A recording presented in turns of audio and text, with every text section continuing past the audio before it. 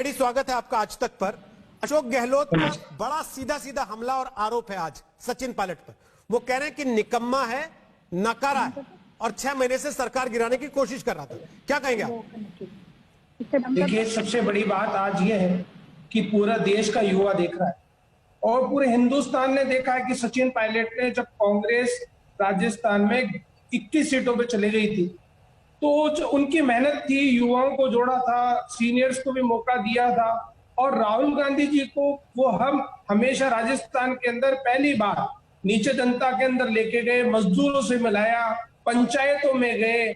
आज उन्होंने पैदल मार्च स्टार्ट किया, लोगों को जोड़ने के लिए उन्होंने काम किया। आज जब कांग्रेस मजबूत हुई तो आज कांग्रेस राजस्थान के अंदर मजबूत है तो 2013 के बाद सचिन पायलट के नेतृत्व में मजबूत हुई है।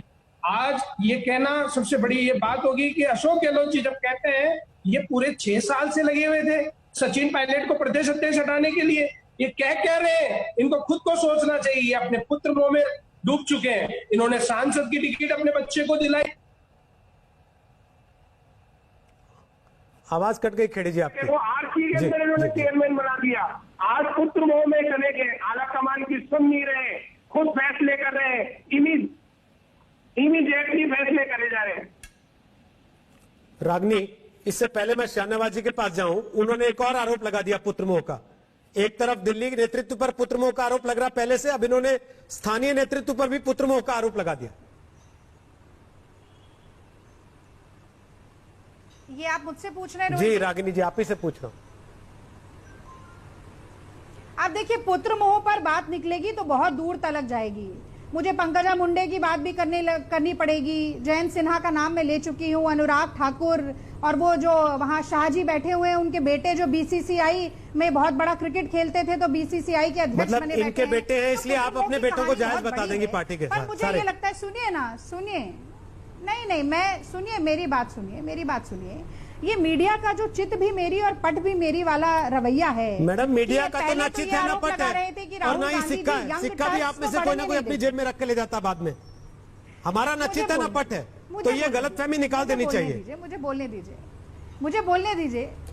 अरे भाई साहब, जब तक चलेगा मैं कम से कम प्रवक्ता के रूप में अपना सिक्का तो आपके शो पे थोड़ा सा चला। हाँ, उछालिए ना, कोई दिक्कत नहीं है, ये जनता तय करती है उसके बाद। मेरा कहने का उछालू नहीं, चला लू, ये कह रही हूं। बहरहाल सुनिए, देखिए, बात गंभीर मसला है। ये कहना कि पहले आरोप लगा रहे थे कि राहुल गांधी जी यंग टर्क्स को तो मौका ही नहीं लेने देते। तो भैया, हमने कहा कि यूपीए सरकार जब चल रही थी तो राहुल गांधी स्वयं मंत्री नहीं थे, लेकिन सचिन पायलट भी थे, ज्योतिरादित्य सिंधिया भी थे, मिलिंद देओरा भी थे और जितिन प्रसाद भी थे। फिर कहा कि नए, भाई जो सिर्फ अगर ये कहें तो ये बात आ जाती है कि भाई जिनके पिता नेता थे उन्हीं के पुत्रों को बनाया जाता है। तो हम कहते हैं कि मीनाक्षी नटराजन भी सांसद बनी, अशोक तंवर भी सांसद बने, मानिक टैगोर भी बने। तो आप देखिए कि कांग्रेस पार्टी नौजवानों को पूरा मौका देती है आगे बढ़ने का भी। और मैं तो ये भी कहूंगी कि महत्वाकांक्षाएं होना बुरा नहीं है, पर यदि आप अपनी राजनीति केवल अपनी ही इच्छाओं और अपनी ही लालसाओं पर आधारित कर लें तो पार्टी को कई बार दिल पे पत्थर रखकर भी कड़े फैसले लेने पड़ते हैं। बोलिए खेड़ी जी। महत्वाकांक्षा तो आपकी है, तो आपके साथ काम कर रहे व्यक्ति की भी है ना, तो बैलेंस तो पार्टी को बनाना पड़ेगा। मोह की बात आ रही है। पायलट साहब हमारे आदरणीय संजय पायलट साहब जब एक्सपायर हो गए थे 2000 में, उसके बाद में पायलट साहब 4 साल बाद आए और उन्होंने अपनी कार्यशैली से, अपनी मजबूती से, अपने खुद के खुद के नेतृत्व से खुद का अपनी पहचान बनाई, हर कार्यकर्ता से मिले, ढाल गए।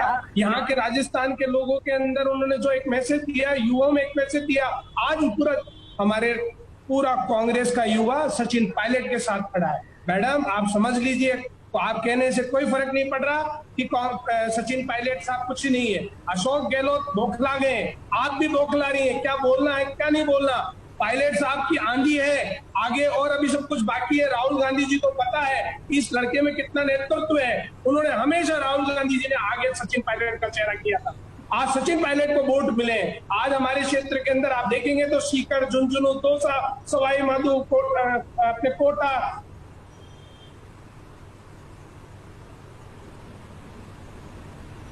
आवाज इन जगह अगर सचिन पायलट साहब की चेहरे को वोट मिले हैं, अजमेर, इन चेहरे सिर्फ ओनली सचिन पायलट के चेहरे को मिले।